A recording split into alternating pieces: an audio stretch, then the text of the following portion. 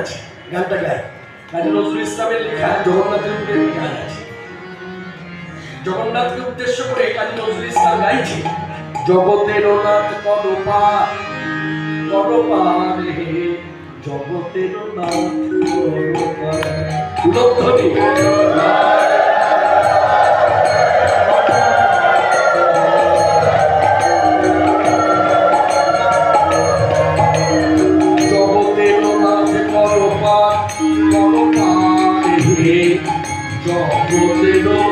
নাথে করপাত মায়া তরঙ্গে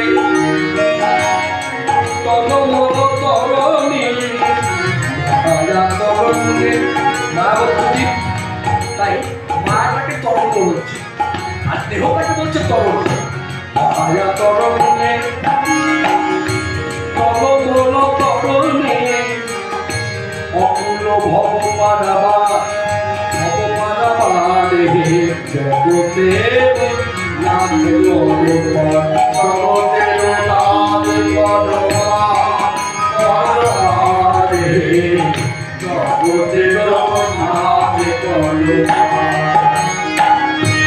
নাহি চন্দারি ভাঙবর তোরি, আশা নাহি কুলে উঠিবা।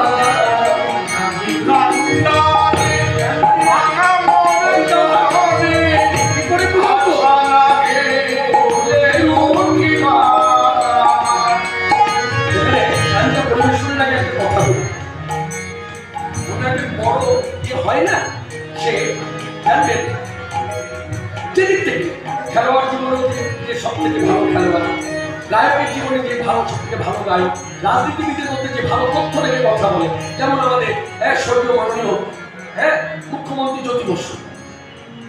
সে দল যাই হোক, মনে রাখবে রাজনীতির বক্তব্য যদি শুনতে হয়, কথাটা বললে কে কিভাবে নেবে আমি জানি না, তবু আমি বলবো রাজনীতির বক্তব্য যদি শুনতে হয় তো মাননীয় জ্যোতি বসু তথ্য রেখে কথা বলতে, আমল তামল কথা অক্ষর বলতে, বক্তব্য শুনতে হলে তার ঠিক তেমনি এরকম যেদিক দিয়েই বিচার করি না কেন, যারা বড় হয় তারা কিন্তু জানবে গুণীকে মর্যাদা দেবে। কথাটা কেন বললাম?